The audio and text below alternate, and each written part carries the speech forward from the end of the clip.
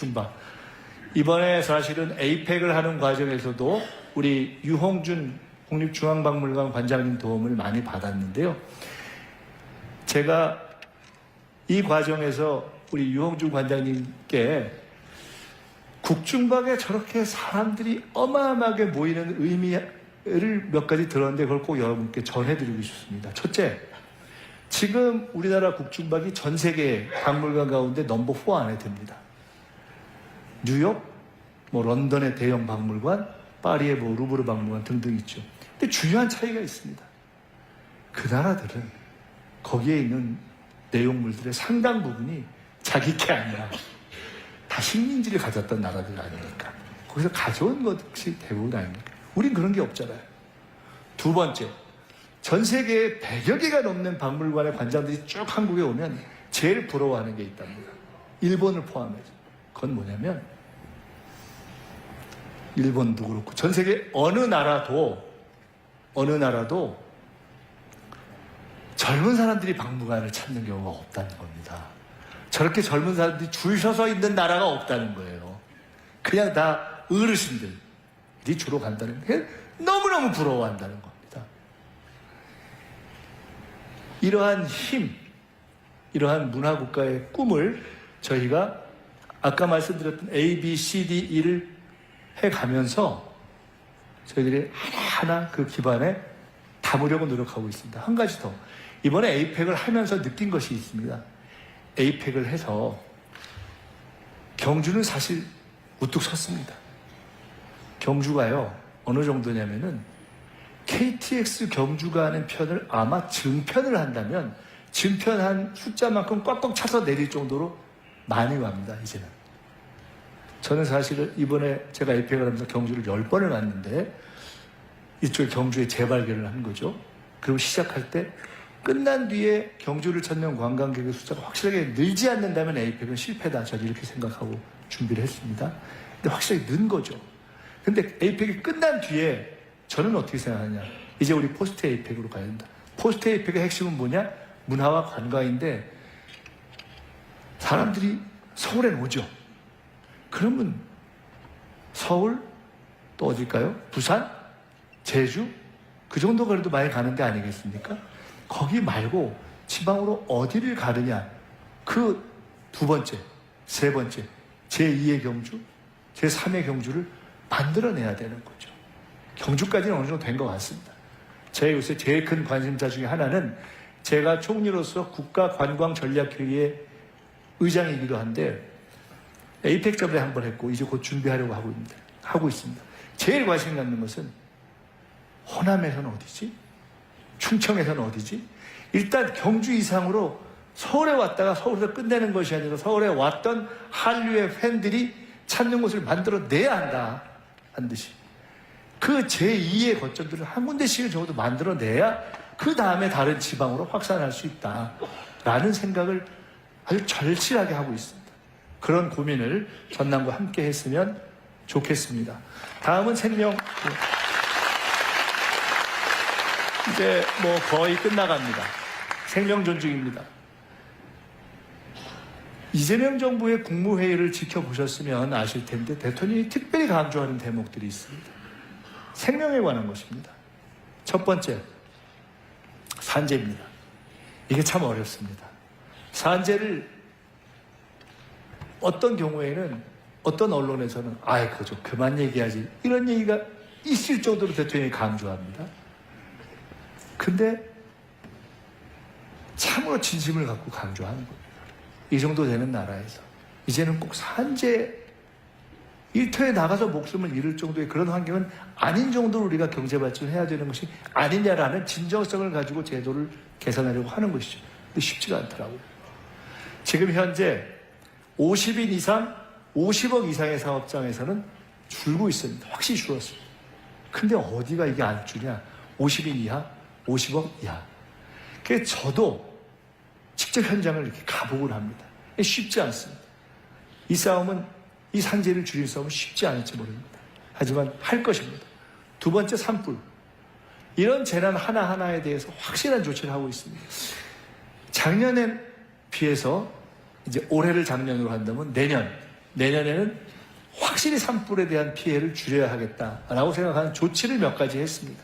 가령 헬기가 딱 산불 나면 떠서 물을 뿌려서 불을 끄는 진화의 시간을 줄이기 위해서 일단 군 헬기를 포함해서 산불 진화에 사용되는 헬기의 숫자를 확실하게 늘리고, 더 중요한 것은 일단 불이 시작되면 뜨게 했습니다. 가다가 돌아오는 한이 있더라도 30분을 줄인 겁니다. 세 번째는 자살입니다. 자살이 한 해에 지금 약 15,000 정도. 너무 많은 거죠. OECD에 들어있는 국가로서는 너무 부끄러운 숫자입니다.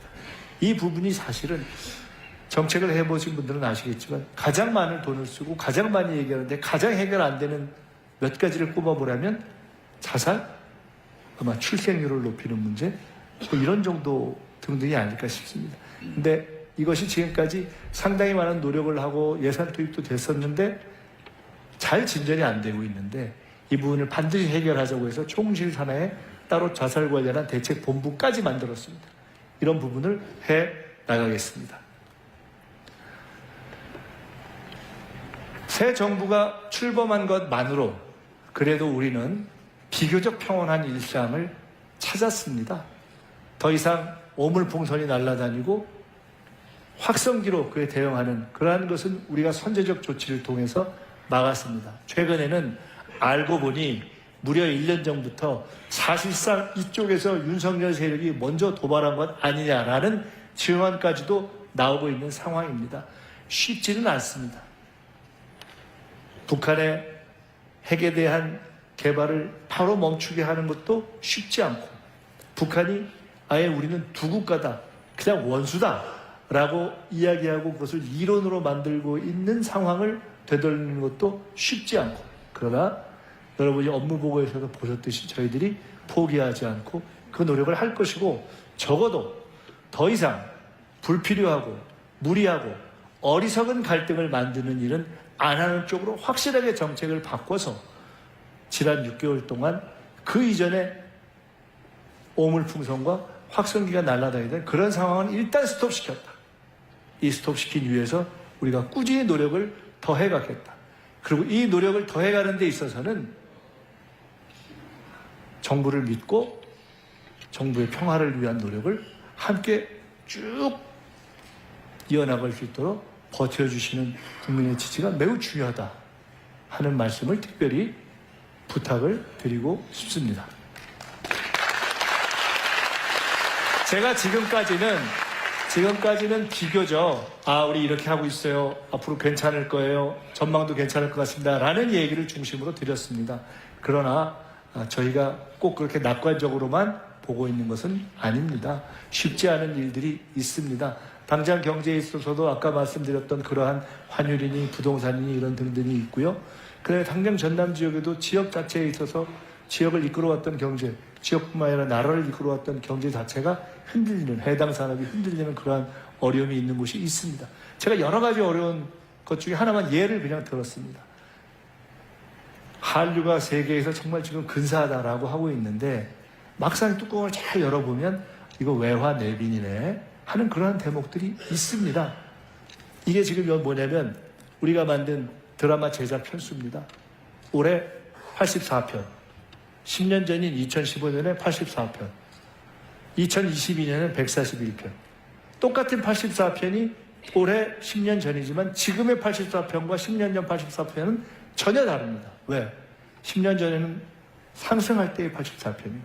지금은 전 세계가 다 한국이 최고인가비요? 이러고 있는데 막상 정점을 찍고 내려와서 내실은 굉장히 어려움에 빠져있는, 실제로 돈은 넷플릭스가 벌고 제주는 한국이 제주만 부리고 있다라고 평가되는 이러한 구조적인 어려움이 있습니다.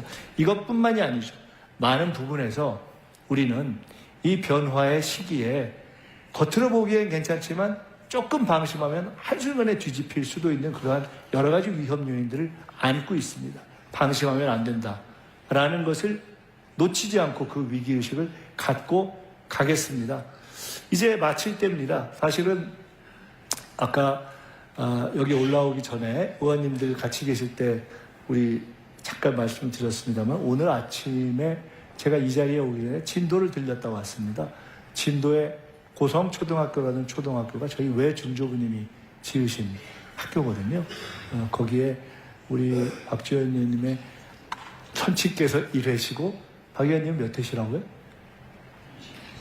23회시라고 가지고 여기 들렸었습니다. 저희 어머님이 그 민가협이라는 단체 초대 회장이신데 어머님이 지금보다 훨씬 정정하실 때도 왔다 가셨고 저도 몇 년 전에 왔다 갔는데 최근에 좀 궁금해 하셔서 한번 이쪽 오게 되면 들렸다 가라 이렇게 하셨습니다. 그런 애정이랄까 뿌리랄까 뭐 굳이 따지면 그런 어떤 뭐 그런 것이 있죠. 제게. 근데 그런 어떤 개인적인 애정, 뿌리, 연고, 호남의 혼자다 이런 걸 떠나서 제가 이 말씀을 좀 드리고 싶습니다. 이재명 대통령님께서 호남에 대한 애정이 진짜 찐입니다. 찐. 제가 그거를 너무 잘 압니다. 너무 잘 압니다. 그 얘기를 여러 번 했어요. 대한민국의 어디에라고 대통령이 애정이 없겠습니까? 많은.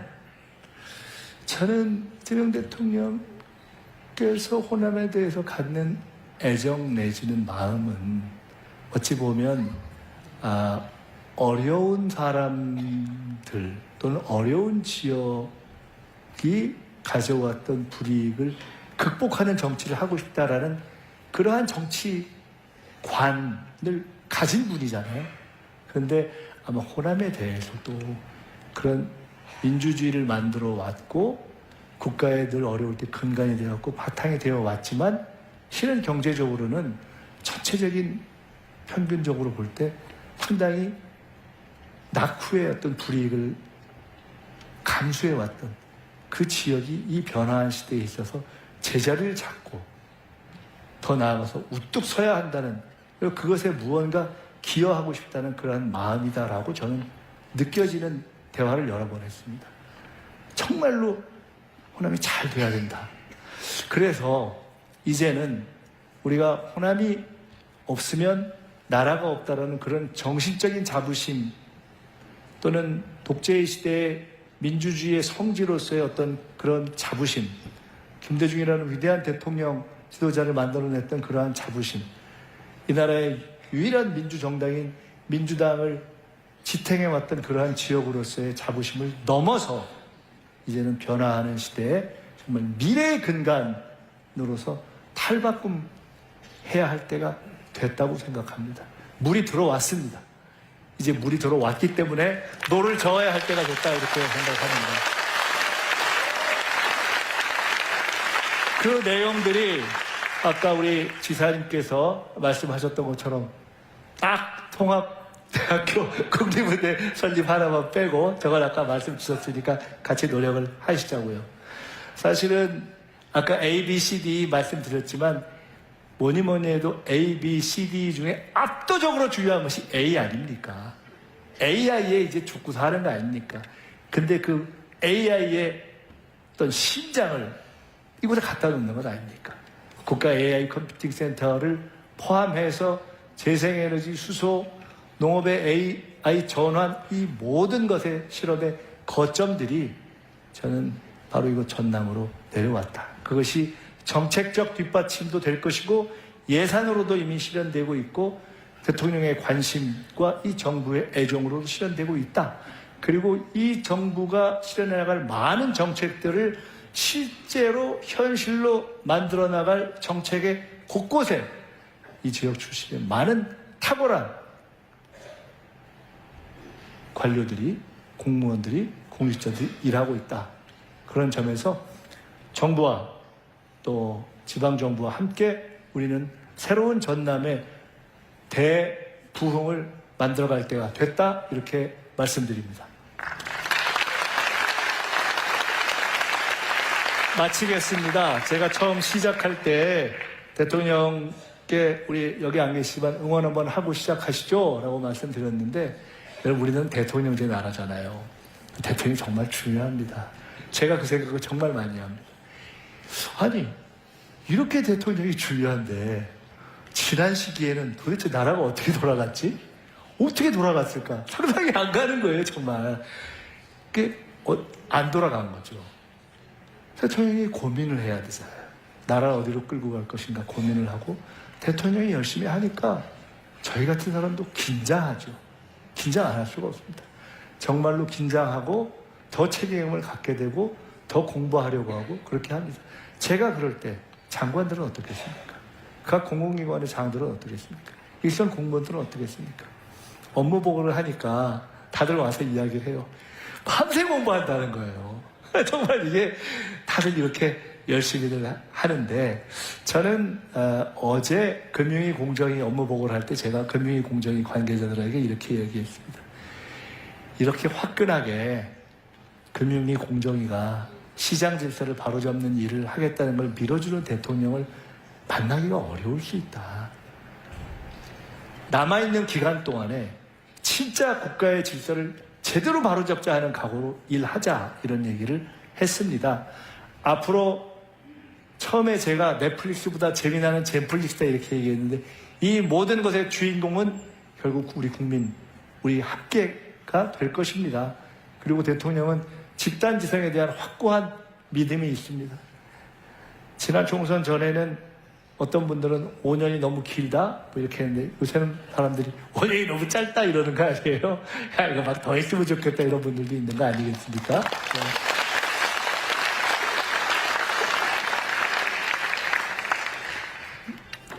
이재명 대통령과 함께 참으로 열심히 하겠습니다. 그리고 저희가 1기, 2기, 3기, 4기 이제 민주정부를 만들어서 딱 6개월 됐지만 이 민주정부가 대한민국 정말 골든타임에 참으로 감사하게도 나라가 선진국의 입구까지 왔는데 주저앉느냐 계속 갈 수 있느냐 하는 그 딱 위기의 분수령에서 우리가 다시 여기 계신 모든 분들의 힘과 노력과 도움과 협력으로 새 민주정부를 만든 것 아니겠습니까?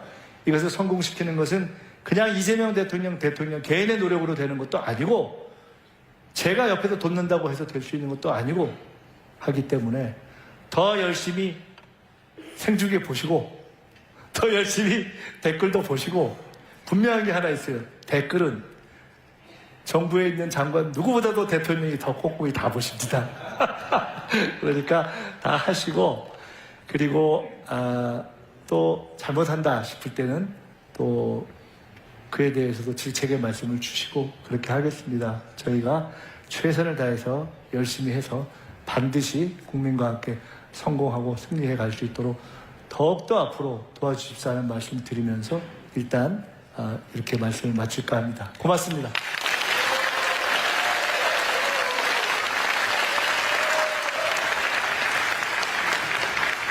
아니, 앉으세요. 왜 그러세요?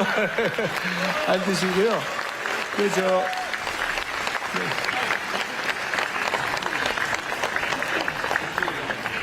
네, 제가 저 가라고요? 앉으시죠.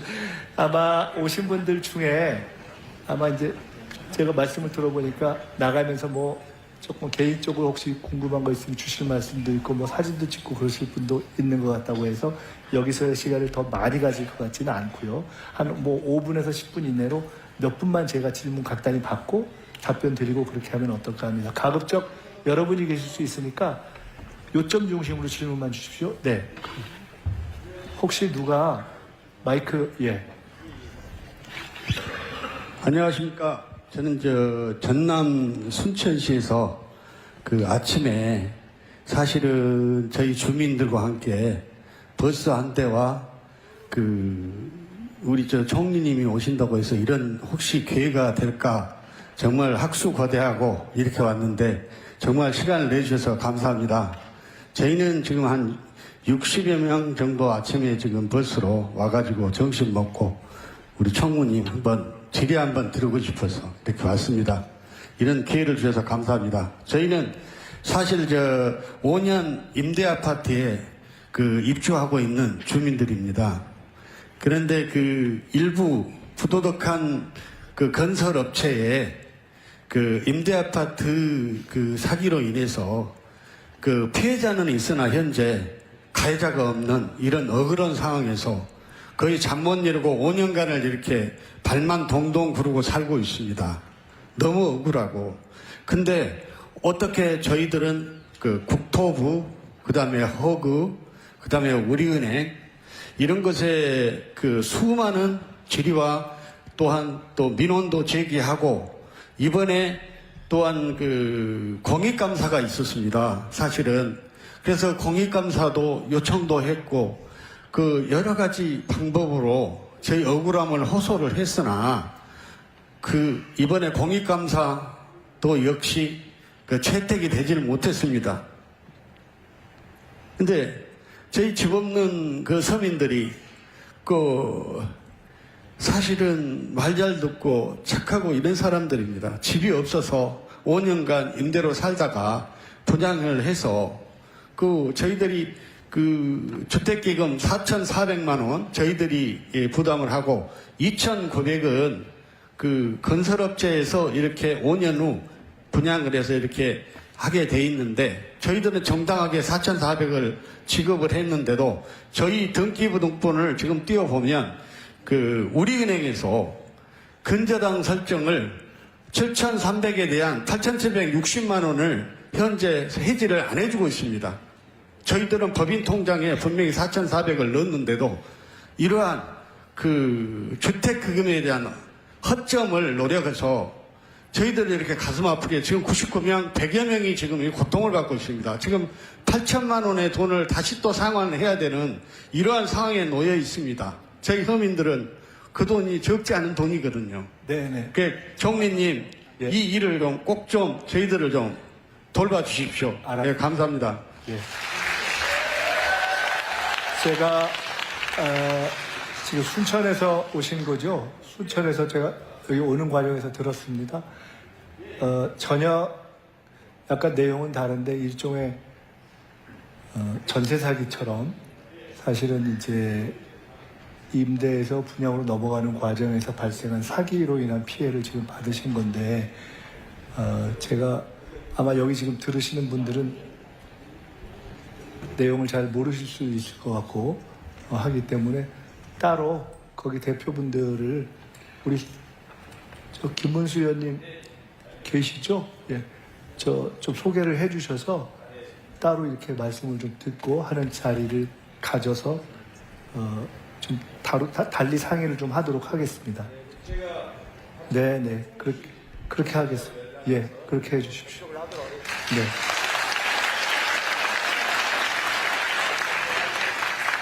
이렇게 하시면 어떨까요? 여기 꽤 많이들 계셔서 나가는 과정에서 또 뭐 인사도 하시고 해야 테니까 지금 손든 분 한 서너 분 되시는 것 같습니다. 간단하게 하시면 한꺼번에 제가 모아서 답변 드리겠습니다.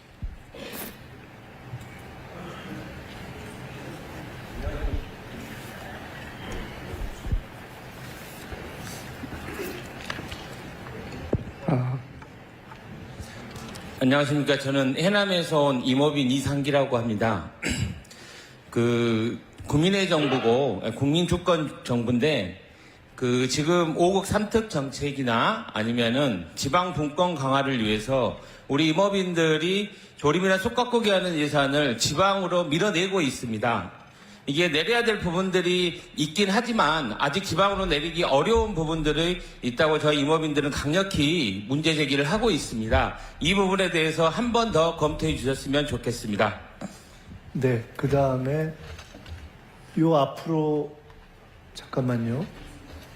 네, 이 앞에 두 분 하시면 될 것 같습니다. 나머지는 이렇게 해서 두 분만 듣고 혹시 죄송하지만은 다 너무 오래 기다리시게 하긴 그러니까 나가면서 제가 있을 테니까 혹시 간단하게 또 질문이나 주문이 있으시면 메모해서 전화번호 주시면 될 것 같습니다. 예. 예, 총리님 수고하셨습니다. 국민주권 정부 때문에 삶맛이 납니다. 저는 15개 전라남도 농업인단체 상생과 신속한 정보국권을 위해 함께한 전라남도 농업인단체연합회 상임대표 최원섭입니다. 먼저 지난 10월에 총리님께서 직접 저희 지역을 방문해 벼 깨식물병 피해 현장을 직접 찾아주셨고 이 문제에 대해 정말 깊이 감사드립니다. 총리님 덕분에 농업재료 인정을 받을 수 있었습니다. 우리 농민들은 정말 정부가 우리 편이라구나 이런 생각을 감히 해봅니다. 예, 오늘 총리님께 저희가 현장에서 느끼는 우리 농어촌 현실은 지방 소멸이라는 무거운 정책을 갖고 있습니다. 전남은 22개 시군정 20곳이 소멸 위험적으로 돼가고 있습니다. 일할 사람은 적고 시설은 낡아가는데 기후변화까지 겹쳐서 더욱더 어렵습니다. 이 위기를 극복하고 전남이 다시 할 일을 찾을 수 있도록 농협이랑 수협 본사가 반드시 전남으로 내려와야 한다고 생각합니다. 총리님도 아시다시피 전남은 전국에서 농수산물을 가장 많이 생산하고 주요 농업기관이 모여있어 기반을 충분히 갖추고 있습니다. 이 점을 헤아려서 총리님께서는 이번에 큰 선물을 주시고 하시면 좋겠습니다. 고맙습니다. 여기 한 분만 더 하고 마치면 될 것 같습니다. 예. 아까 여기 한 분 더 드신 거 아닌가요? 된 건가요? 아, 됐어요. 그러면 이제 마무리할까요? 이쪽에는 없으시죠? 네, 여기 그럼 두 분이, 네, 여기 두 분까지만 하겠습니다. 안녕하십니까. 총리님 귀한 시간 주셔서 감사합니다. 저는 영암군에서 온 두 아들을 키우는 이택림입니다. 총리님께서 최근에 아동수당 대상을 만 8세에서 만 13세로 확대해 주신다고 해주셔서 너무 기뻤고 반가웠습니다. 다만 아동수당이 월 10만 원이다 보니까 돌봄비나 교육비 부담을 덜기에는 좀 부정한 게 현실인 것 같습니다. 저희 전남에서는 올해부터 출생 기본소득을 월 20만 원씩 18세까지 주고 있는데 이 좋은 제도를 국가적인 제도로 정책을 해주시면 어떨까 하는 생각에 건의를 드리고 싶었습니다. 감사합니다.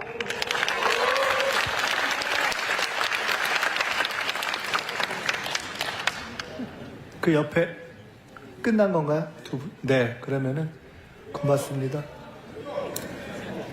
네, 이제 다른 분들은 나가면서 저랑 개인적으로 말씀 주시죠. 네. 우선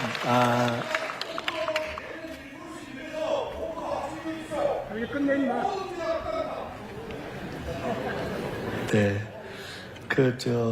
우선 아까 순천은 아까 말씀드렸던 대로 김문수 의원님 통해서 제가 따로 총실에서 뵙도록 하겠습니다. 임업에 대한 아까 말씀 주신 것은 제가 잠깐 말씀드려서 사실 구체적으로 정확하게 어떤 내용인지 잘 모르겠어요. 조금 정리해서 나중에 나갈 때 연락해서 좀 자세히 말씀 주셨으면 좋겠습니다. 벽계 시무늬병은 말씀처럼 사실 저는 그 벽계 시무늬병 을 재해로 인정해야 된다고 했을 때 사실 좀 정부가 부담스러워했습니다. 저도 좀 모르는 거여서 부담스럽더라고요. 근데 이거 알지도 못하고 그러는 건 좀 잘못인 것 같다 싶어서 가서 보고 막상 현장을 보니까 이게 의미가 있겠다 싶어서 그래도 재해로 인정된 것이 다행이라고 생각하는데 실제 그거를 산정하고 하는 과정에서는 상당히 어려움이 있는 분들이 있다는 내용도 또 듣고 있습니다. 그래서 앞으로 하여간 현장을 중시하면서 더 이렇게 문제를 하나하나 해결해 가겠다는 말씀을 드리고요. 지금 농협 수협 말씀하셨는데 지금 최근에 충남 대전 그 통합 문제도 최근에 이제 아주 급물살을 타고 논의가 확산되고 있는데 그런 논의가 나오는 큰 배경 중에 하나 대통령께서도 그 문제에 대해 상당히 확고한 생각을 갖고 계신데 이게 수도권 서울의 부동산 문제도 그렇고 이게 지금 이런 방식으로 가서 도저히 문제가 해결될 수 없다는 생각을 강하게 갖게 됩니다.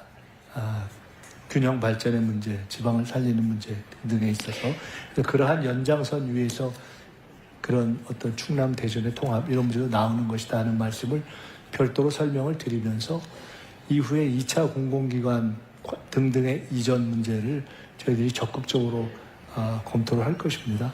그때 주신 말씀들을 포함해서 저희들이 함께 국회도 있고 당도 있으니까 의논해 가도록 하겠습니다. 끝으로 그 주신 말씀 중에 출생기본소득 이렇게 전국적인 것으로 확산시켜가자 하는 것에 대해서는 당연히 그런 생각을 가지고 있고요. 그렇게 할 수 있도록 여러 가지 지금 실험을 하고 확대를 하는데 저희들이 최대한도로 그 속도감 있게 그걸 늘려나가서 이렇게 늘리다 보면 그것이 전체적인 국가 정책으로까지 발전할 수 있지 않겠는가 이렇게 생각을 합니다. 그 질문 주시고 답변 드리는 시간이 조금 짧아서 아쉽긴 하지만 아까 말씀처럼 제가 나가서 인사드릴 때 혹시 좀 개별적으로 전달하시고 싶은 말씀이 있으면 그렇게 듣도록 하겠습니다. 오늘 제가 드렸던 말씀을 한마디로 종합하면 이겁니다. 여러분이 도와주셔서 그래도 새로운 민주정부, 4기 민주정부, 국민주권정부가 출범할 수 있었습니다. 그리고 지난 6개월 정말 숨가쁘게 달려왔습니다. 부족한 점 있지만 그래도 큰 어려움 몇 가지를 해결해 내오고 있습니다. 더 열심히 하겠습니다. 그러나 그것은 대통령 혼자만의 힘으로 되지 않습니다. 지금까지 그랬듯이 더 단단하게, 더 힘있게, 더 따뜻하게 대통령과 정부를 일할 수 있도록 도와주십시오 하는 말씀을 드리겠습니다. 감사합니다.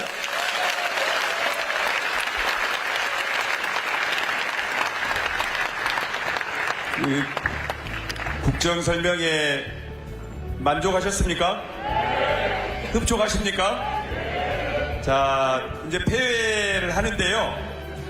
그래도 주말에 이렇게 광양, 어디 막 구례 이런 데서도 많이 오셨는데,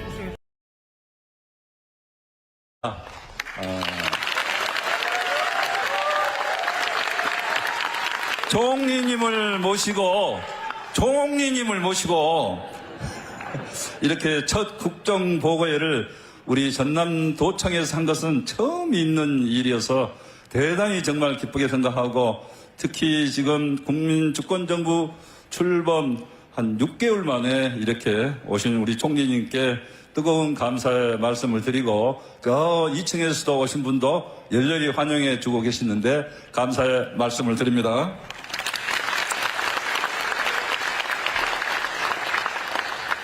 오늘 여러분의 뜨거운 열기를 보니까 국민주권정부에 대한 기대와 함께 총리님의 뜨거운 인기를 다시 한번 실감을 하게 됐습니다. 요즘 김민석 총리님 호남에서 뜨고 있다고 이렇게 많이들 말씀하시는데요. 우리 김민석 국무총리님께 우리 도민의 이름으로 우리 전라남도는 박수 칠 때 환호도 같이 하게 조례되어 있습니다. 열렬한 환호와 박수를 부탁드립니다.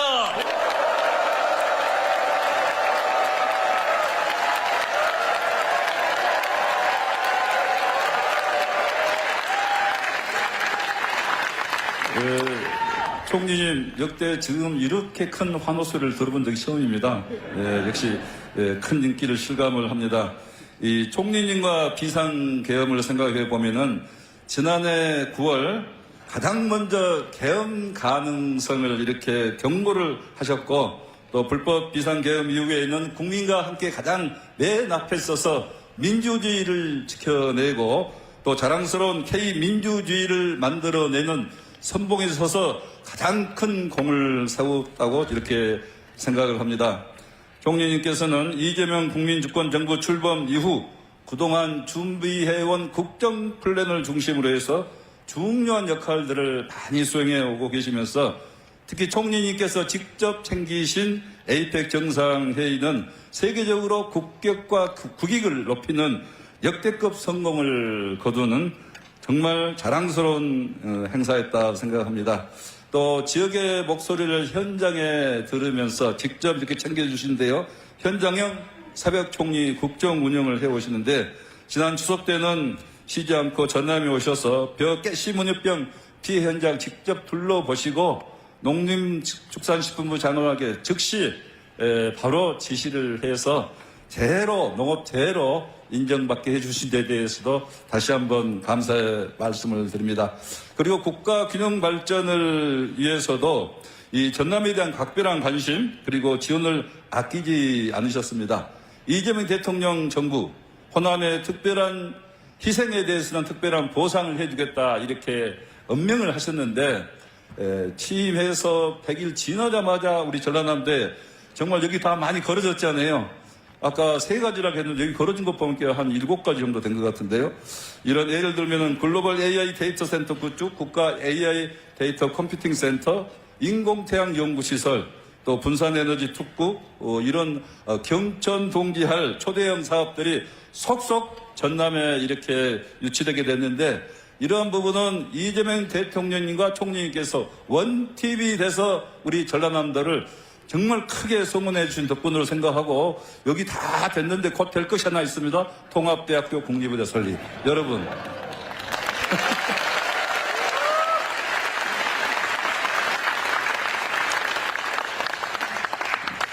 그리고 우리 총리님은 어머님의 애가가 진도인 전남의 손자로서 또 김대중 대통령님을 옆에서 가까이에서 보좌하면서 정치의 길을 함께 했던 각별한 인연이 있습니다. 그래서 오늘 총리님 이 국정 설명회를 김대중 강당에서 모시게 된 것도 정말 뜻이 깊다 생각을 하고요.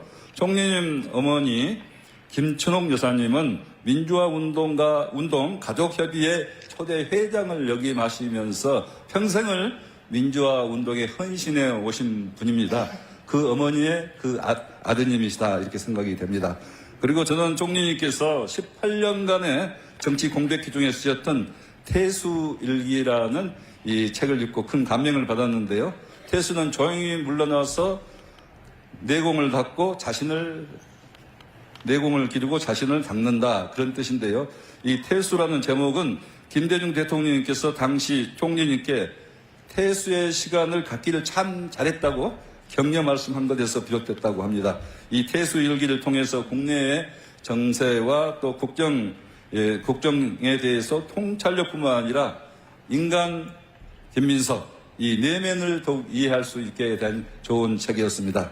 이런 태수 시간들이 있었기에 큰 국가적 고난을 가장 앞장서서 몸으로 해결하시고 국민주권정부 새벽 총리로 오직 국민들만을 위해서 헌신하고 계십니다. 여러분 바쁜 국정 일정 중에도 이렇게 전라남도를 찾아주신 김민석 새벽 총리님을 뜨거운 박수로 다시 한번 앞으로 소개합니다.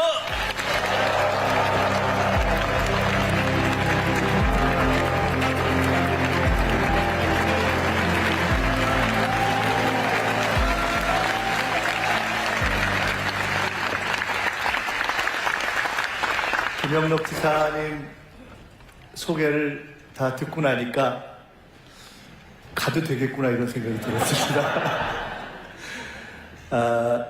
굉장히 뜻깊습니다. 제가 김대중 강당에서 사실은 민주정부 4기에 이제 김대중, 노무현, 문재인을 이어서 이재명 대통령, 이재명 정부의 첫 6개월이 이제 지나가는 시점에 국정보고회를 하게 된다는 것이 가슴이 떨릴 만큼 사실은 뭉클합니다. 제가 오늘 아침에 기차를 타고 올 때 읽었던 책이 공교롭게도 어제 권노가 문희상 고문님 등 김대중 재단의 어르신들을 모시고 함께 식사를 했는데 바로 며칠 전에 따끈따끈하게 나왔다고 하면서 제게 주시면서 정말 정진해야 한다, 노력해야 한다라는 말씀으로 주셨던 책이 아주 이쁘게 나온 한 권에 10,000원씩인데 꼭 이렇게 사서 보시길 권해드리고 싶은 책입니다. 김대중 어록집이라는 책이 새로 나왔습니다. 근데 제가 첫 페이지, 둘째 페이지를 읽고 잠시 덮어놓고 생각을 이렇게 했습니다. 굉장히 가슴에 와닿는, 평소에도 늘 가슴을 울리는 내용들인데 우리가 사랑하고 존경했던 김대중 대통령이 첫째는 정말 쉬지 말고 공부해야 한다라는 말씀, 그리고 이 국민을 하늘같이 섬겨야 한다는 그 내용으로 시작하는 어록집을 이렇게 읽으면서 저는 스스로 여기 우리 존경하는 영원한 청년 박지원 우리 의원님이 계시지만 박지원 의원님처럼 저도 스스로를 김대중 사람이다 이렇게 생각하면서 30대 김대중 대통령님께서 대통령이실 때 현직 대통령과 총재를 겸하실 때 총재 비서실장으로 정치를 배우면서 지금까지 오는 그래서 저의 정체성으로 삼고 있는데 김대중 강당에서 이렇게 말씀을 드릴 기회를 얻게 되니까 참으로 뭉클하다라는 말씀을 드리고 싶습니다. 게다가 기억하실지 모르겠습니다만은 제가 당에 있을 때 계엄이 나기 전에 전당대회를 하면서 수석 최고위원이 됐는데 그때 많은 사람들이 저게 무슨 귀신 신하라 까먹는 소리냐라고 의아해할 때 제가 우리는 집권을 준비해야 한다라는 얘기를 했던 기억이 납니다. 제가 집권 플랜 본부의 본부장이 되겠다라는 이야기를 했고 그때 김대중과 이재명을 잇는 다리가 되겠다라는 각오를 말씀드렸었는데 저는 요새 제가 존경하는 김대중 대통령이 있었다면 요새는 하루하루 일상 속에서 보고 배우는 이재명 대통령님을 모시고 정치를 하고 있습니다. 우리가 4기에 걸친 대통령을 만들어냈는데 김대중 대통령님이 참으로 항공모함 같은 분이었다면 노무현 대통령님은 활화산 같은 분이었고 문재인 대통령님께서는 참으로 이렇게 은은한 바다 같은 분이셨다면 이재명 대통령님이 아마 전략과 디테일, 정책에 있어서는 가장 사실은 깊이 아는 분이 아닐까. 그래서 저도 비교적 정치를 일찍 시작해서 이렇게 쭉 해왔습니다만은 저도 비교적 공부를 열심히 하는 정치인 중에 한 사람이다 라고 생각을 하고 있습니다만은 요새 업무 보고 보시잖아요. 재밌죠? 하는 사람은 괴롭습니다. 옆에 있는 사람은 아주 힘듭니다. 이 만만치 않은 수업 강도와 긴장감에서 업무 보고를 이렇게 하는데 순간순간 정말 많이 배웁니다. 그래서 그렇게 배울 점이 많은 대통령을 모시고 6개월간 이렇게 지내온 국정을 보고드리게 되었다는 것이 너무 좋고요. 오늘 국정보고회를 하게 된 것은 이제 한 번쯤 정리해서 그것을 이렇게 나누고 더 크게 도와주십시오 하는 말씀을 드릴 때가 되었다라는 생각이 듭니다. 그래서 시작한 국정보고회입니다. 아까 개헌 말씀을 하셨는데 사실은 제가 돌이켜보니까 1년 전보다 조금 전에 아무리 봐도 윤석열 씨와 그 세력들 저 사람들이 계엄을 할 것 같다 뭐 이런 얘기를 한 적이 있지 않습니까? 그때만 해도 다들 아유 저희 약간 맛이 갔구나 이러면서 안 믿으셨지 않습니까? 근데 그게 맞았잖아요. 그래서 제가 어쩌다가 맞습니다. 근데 제가 여기 오늘도 딱 보니까 또 하나 이거 대략 맞을 것 같다는 제가 진단을 하나 하게 될 것 같습니다. 여기 계신 분들은 모두 이재명 대통령을 돕고 이재명 대통령을 찍고 그리고 민주정부를 만들어내자라는 마음을 가지고 지금까지 오신 분들인 것 같습니다. 맞죠? 오늘 자리는 그런 여러분들과 함께 그런 국민 여러분께 저희가 6개월간 이렇게 달렸습니다 하는 보고를 드리는 시간이다 이렇게 생각해 주셨으면 좋겠습니다. 워낙 이제 모든 것이 공개되어 있는 시기이기 때문에 세세한 말씀보다는 우리가 기억할 만한 굵직굵직한 말씀들을 이렇게 중심으로 말씀을 드리겠습니다. 제가 생각하기에는 김민서이가 이뻐서 오셨다기보다는 저희가 함께 중심으로 이제 국정을 이끌고 계시는 이재명 대통령의 국정을 응원하자 하는 마음에서 다 오셨다고 생각이 되기 때문에 일단 이 자리에는 안 계시지만 우리 이재명 대통령께 박수 한번 쳐드리면서 시작하면 어떨까요?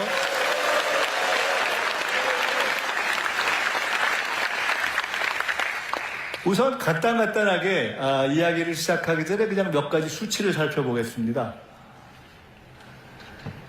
성장률, 경제가 어떻게 돼가느냐?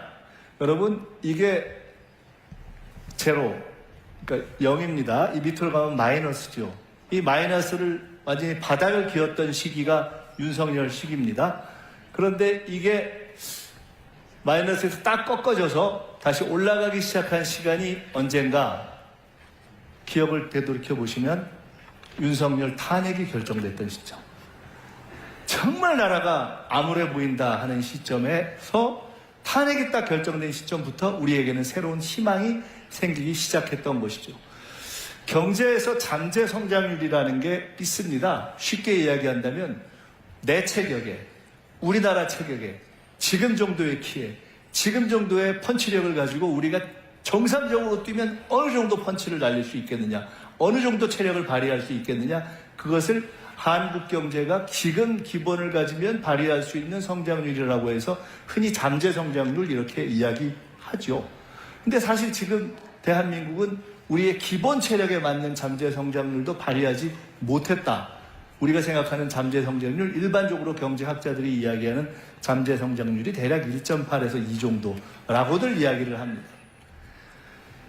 마이너스로 갔던 한국 경제가 회복되기 시작해서 이제 경제학자들이 혹은 한은에서 혹은 IMF에서 분석하고 전망하기를 내년에는 1.8, 이제 우리는 우리 키와 우리 체격과 우리 체중에 맞는 정도로 뛸 수 있는 정도로 회복될 것 같다. 조금 더 긍정적으로 보는 분들은 저게 한 2까지도 갈 수 있겠다. 이렇게 분석을 하고 있는, 종합적으로 얘기하면 우리는 이제 적어도 수치상으로는 반등을 시작한 거죠. 이것은 소비 심리입니다. 100이 가운데입니다. 100보다 낮으면 야 이거 영 아닌 것 같아. 100보다 높으면 좀 괜찮아질 것 같아. 경제학자들한테 여쭤보니까 6가지의 변수를 종합해서 소비 심리를 종합한다고 하더라고요. 내가 더 쓸 것 같아. 남이 더 쓸 것 같아. 경제가 어떻게 될 것 같아. 이것이 종합돼서 지금은 최초로 소비 심리가 지난 몇 달간 쭉 올라와서 110대까지 올라와 있습니다. 코스피 추이는 사실 더 말씀드리지 않아도 될 것 같습니다. 윤석열 정부 시기에 2000대에서 그냥 왔다 갔다 횡보를 하고 버벅거리던 것이 우리가 지난 대선 때 기억하시면 5천을 목표로 하겠다, 중장기 목표로 하겠다고 했을 때 많은 언론인, 특히나 야당 등에서는 비판을 넘어 비난까지 했었는데 지금 이미 우리는 4천대를 넘어서서 있습니다. 이 지금 쭉 올라갔다가 조정 기간을 거쳤는데 제가 바로 직전 어제까지 이거를 이 업데이트, 가장 최근 것까지 반영한 것입니다. 4020. 물론 어려운 점들이 남아 있습니다. 최근 우리 모두가 걱정하는 환율 문제가 남아 있고 특히 수도권에 있어서의 문제가 있는 부동산 문제 등이 있지만, 그러나 누구도 부인할 수 없는 것은 전체적인 경제에 있어서의 큰 흐름은 반등되기 시작했다. 경제가 심리라고 하면 결국 가장 본질적인 문제로서 이재명 정부에서 경제가 살아날 수 있을 것 같다, 살려야 되겠다라는 국민들의 마음의 합이 시작된 것이죠. 지난 6개월 동안에 국정에 가장 큰 에너지를 쏟고 국민들이 가장 걱정했던 것은 무엇이냐? 한미 관계입니다. 그 중에서도 한미 관세 협상이죠. 정부를 시작하는 시점에 제가 대통령님과 말씀을 나누다가 이런 말씀을 서로 나눴던 기억이 납니다. 어느 정도 기간 대통령이 오직 이거에만 집중하십시오. 나머지 소소한 거는 그냥 심부름 제가 하겠습니다. 한미 관세 협상이 돌이켜보시면 지금은 그래도 일단 낮기 때문에 조금 낮지만 얼마나 불안했습니까? 경제를 하는 분들이 다 도대체 이게 관세가 어떻게 되는 거냐? 끝나긴 끝날 거냐? 그런 시간이 있었죠. 거기에 사실 대통령이 누구도 해줄 수 없는 가장 본질적인 대통령의 일은 외교와 안보인데 지금은 경제전쟁의 시대이기 때문에 가장 어려운 문제인 사실은 안보 문제와 경제 문제가 다 얽혀있는 한미 관세 협상이 우리 국가와 국민 모두의 운명에 달리는 가장 큰 일이었죠.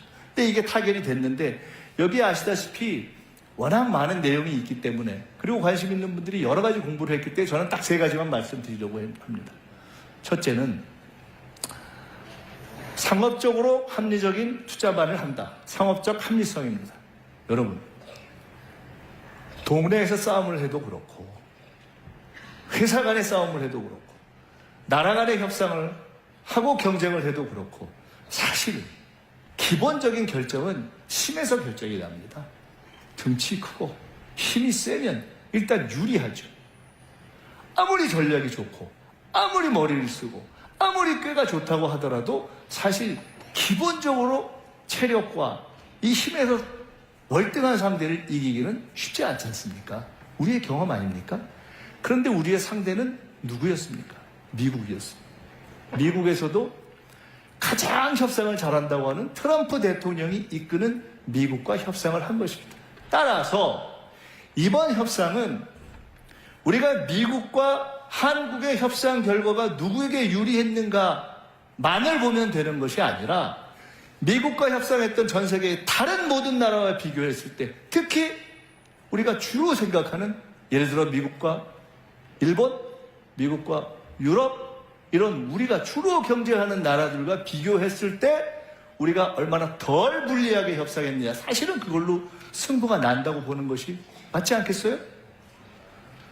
상업적 합리성이라는 것은 기본적으로 미국이 그리고 트럼프 대통령이 그 막강한 힘을 갖고 전 세계의 모든 나라가 안 하고 싶다고 할 수 없는 협상이 아니잖아요. 할 수밖에 없는 협상이잖아요. 기본적으로는 밀리는 협상이잖아요. 결과가 나오면 누구도 이거는 이 협상하기 전보다 우리는 미국보다 훨씬 유리해졌다라고 이야기하기 어려운 협상 아닙니까? 그렇기 때문에 참으로 어려운 협상인데 그래서 경우에 따라서는 이거 불리하기만 한 거 아니야? 우리가 손해보는 거 아니야? 라고 할 수 있는데 그때 우리가 딱 붙인 우리의 중요한 협상 전략이 있었다. 그것이 바로 상업적 합리성. 쉬운 말로 하면 돈 되는 것만 한다. 미국과 여러 가지를 협상했고 여러 가지 복잡한 결론을 냈는데 그것의 모든 것을 하나의 고가로 우리는 딱 씌운 겁니다. 상업적 합리성. 오케이.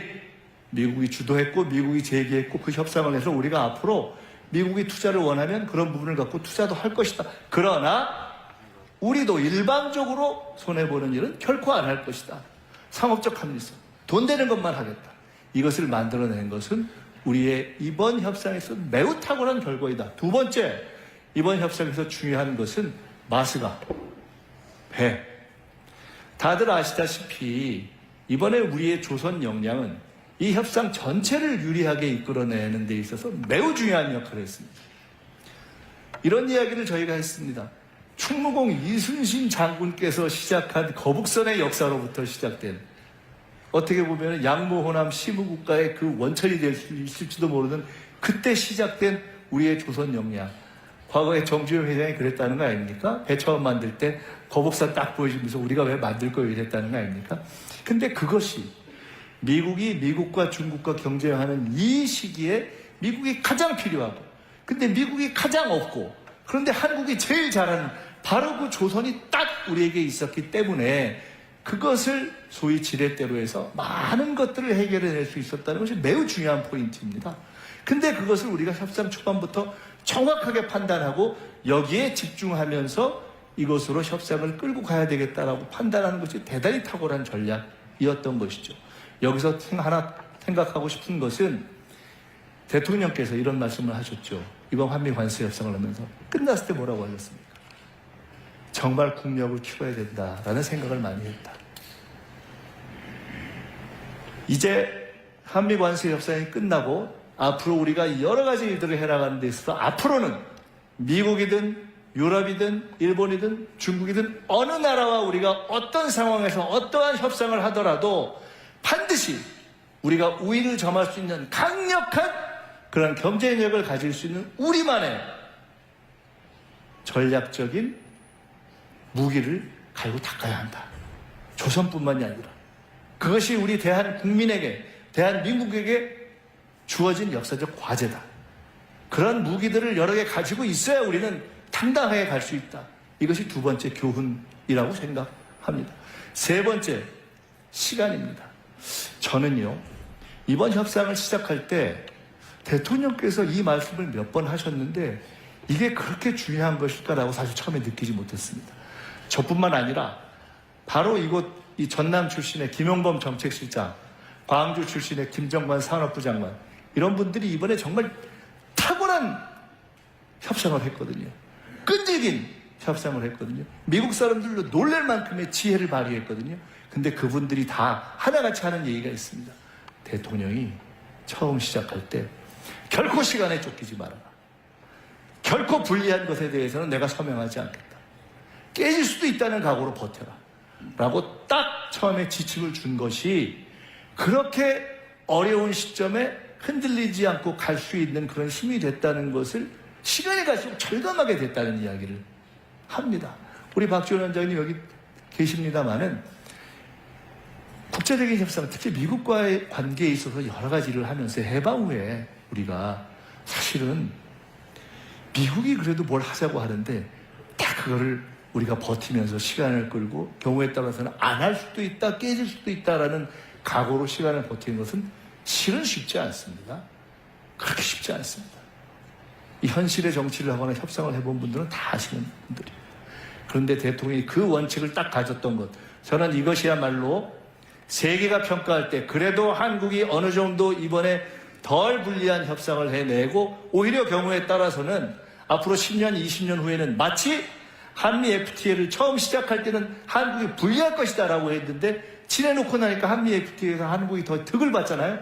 그런 것처럼 이번 관세 협상의 결과 10년, 20년 후에는 어쩌면 한국이 미국조차도 결코 함부로 할 수 없는 그러한 강력한 경쟁력을 가진 나라로 가는 데 있어서의 그 기반을 쌓은 최대의 대전략이자 대원칙은 저는 대통령이 실무자들에게, 책임자들에게 딱 원칙적 지침을 준 것, 그것이 가장 큰 것이었다, 이렇게 말씀드립니다. 그리고 지난 6개월은 한마디로 전 세계를 뛴 시간이었습니다. 많은 내용이 있습니다. 이 중에 한 가지만 제가 말씀드릴게요. 원래 예상 안 했는데 들어간 것, 아까 에이펙 말씀하셨는데요. 사실 에이펙이요, 제가 대선 때 집권플랜본부장이라는 걸 해서 앞으로 집권을 하면 100일을 어떻게 하냐 뭐 이런 계획을 좀 짜고 했었는데, 그때 사실 대선에서 승리하기 전에 제일 걱정했던 것 중에 하나가 에이펙입니다. 엉망될 것 같더라고요. 근데 제가 막상 우리가 대선에서 승리한 다음에 이게 총리가 준비위원장인데 제가 총리가 돼가지고 저걸 준비위원장 할 줄은 정말 몰랐습니다. 근데 처음엔 정말 캄캄했습니다. 근데 참으로 하늘이 도와서 저희들이 잘 만들어냈는데, 그 결과 중에 에이펙 정상회의에 문화 창조 산업을 에이펙의 앞으로 새로운 전략 영역, 전략 산업으로 넣자라는 것을 합의를 만들어냈는데 저것이 그렇게 간단한 것이 아니었습니다. 제가 구체적으로 말씀을 못 드리겠지만 참가했던 중에 꽤 힘이 있는 나라들 중에서 상당히 부담스러워한 내용이었습니다. 왜? 에이펙에 아시아 태평양 국가들의 관계에서 앞으로 쭉 협력을 해나갈 때 문화창조 산업을 공동의 어떤 전략적 산업으로 한다면 가장 득을 볼 수 있는 나라가 어느 나라냐? 한국이 되기 때문에 이런 내용들이 하나하나 들어간 것입니다. 여기서 제가 하나만 더 말씀드리고 싶습니다. 대통령이 외교를 잘한다고 생각하십니까? 못한다고 생각하십니까? 잘하죠. 최근에 여론조사를 보면은 이재명 대통령에 대한 국정에 대한 여러 가지 평가가 있는데 그 중에 잘한다고 생각하는 이유 중에 제일 1번이 뭐냐? 외교를 잘한다예요. 근데 이게 너무 이상한 거예요. 이재명 대통령께서 김대중 대통령님처럼 민주화운동을 하다가 망명을 해서 미국이나 일본에서 상당 기간을 계시면서 그렇게 이렇게 외교적 훈련을 한 그런 분이 아니잖아요. 누구처럼 외국에 유학 가서 막 한 유학파도 아니잖아요. 뭐 평소에 외교관계위원회에서 뭐 외교를 오래 갈고 닦은 분도 아니잖아요. 근데 왜 이재명 대통령이 외교를 잘하시지? 저는 사실 잘할 줄 알았습니다. 왜? 당에 계신 분들은 혹시 기억하실지 모르겠어요. 우리가 예상치 못했던 계엄이 일어나고 그래서 대선이 시작되기 전에 그냥 일상 시기에 당시 당 대표였던 이재명 대표께서 거의 매주 빼놓지 않고 한 일정이 하나 있었습니다. 그게 뭐였냐? 서울에 있는 주한 외국 대사들과의 만남이었습니다. 그걸 쭉 지속적으로 했어요. 저는 그때 이분이 준비를 하고 계시구나 이렇게 느꼈습니다. 그냥 흔히 얘기하는 그냥 정치인들, 정치 지도자들, 당대표들이 그냥 의례적으로도 가끔 만나기도 하는 미국, 일본, 중국, 러시아 그런 4강 대사뿐만이 아니라 유럽이나 또는 아프리카나 이런 다양한 국가의 대사들을 지속적으로 만나시는 걸 제가 보면서 준비를 하고 계시구나 이렇게 생각을 했습니다. 준비를 한 것. 그 바탕에는 국가와 국민을 위해서 국정을 맡겠다는 의지도 있었고 책임감도 있었고 그러한 바탕들이 다 쌓여서 저는 지난 6개월 사실 계엄 직후 6월 4일에 우리가 대통령 선거 끝나고 나서 불과 열흘이 되기 전에 첫 해외 정상 외교 활동이 시작됐습니다. 근데 그러고 6개월을 정말 정신없이 달려온 겁니다. 정신없이 달려서 이제 한 12월 중순쯤 돼서 이제 조금 끝나고, 일단 외교 끝나고 호흡 조금 가다듬고 숨 좀 돌릴 수 있나 했더니 바로 또 업무 보고를 해가지고 우리를 또 피곤하게 하는 이런 대통령. 그래도 6개월 동안 열심히 했다 이렇게 인정하실 수 있죠? 좀 쪼개서 이제 한번 보겠습니다. 제가 얼마 전에 대통령님하고 같이 있는 자리에서 이렇게 말씀드렸습니다. 아우, 장르를 하나 만드셨어요. 무슨 장르에서? 아우, 넷플릭스보다 재밌는 정치 다큐를 하나 만드셨다고. 완전히 떴다고. 이게 이제는 재미를 넘어서 이제는 교육의 단계까지로 가고 있다고. 여러분, 지금 우리가 국민주권 정부, 또 당에 이재명 대통령 계실 때는 당원주권 정당을 시작하시고, 근데 대통령께서 가장 많이 하시는 말씀이 결국 정치는 국민이 한다. 이것은 우리가 오늘 이 자리에 있는 김대중 대통령께서 하셨던 결국 국민이 하늘이다와 똑같은 것입니다. 이 국민주권의 실험이 시작된 겁니다. 국무회의가 열리고 타운홀 미팅이 열리고 업무보고가 열리고, 이에 대해서 이렇게 표하는 분도 있고 저렇게 표하는 분도 있지만 분명한 것이 있습니다. 이제는 국정은 열렸습니다. 이 열린 방향은 결코 뒤로 가지 않을 것입니다. 더 많이 열릴 것입니다.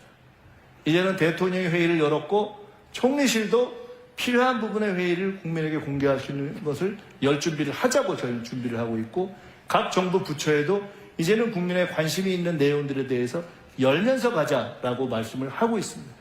이제는 이 방향으로 가야 하고, 또 하나 분명한 것은 저는 지금 우리 모두가 주인공이 돼서 함께 만들어내고 있는 이러한 새로운 민주주의적 실험은 전 세계로부터 혹은 AI 시대 혹은 민주주의 시대, 그러면서 한편으로는 민주주의의 위기로 지금 평가되고 있는 이 시기에 세계가 평가할 수 있는 새로운 민주주의 시대의 문을 우리가 열고 있는 것이다.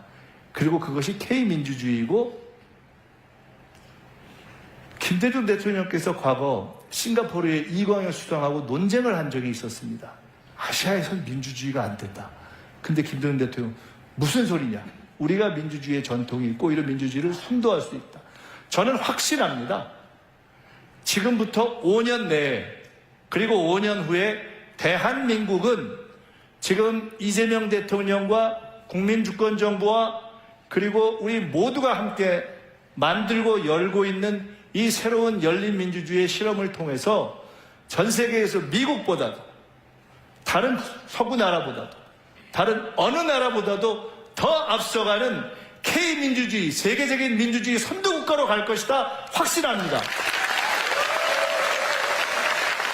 이것은 그냥 관념적인 민주주의가 아니라, 여러분, 저는 정치를 쉬었을 때 미국에 가서 잠깐 공부를 했거든요. 그때 제가 이런 생각을 했습니다. 미국의 최대의 수출품이 뭐냐? 전 헌법이라고 생각했습니다. 이제 대한민국의 최고의 수출품이 민주주의가 되는 시대가 올 것입니다. 그리고 그것은 그냥 민주주의의 이념이 아니라 이 AI 시대의 민주주의와 결합해서 AI 시대의 민주주의를 구현하는 다양한 기술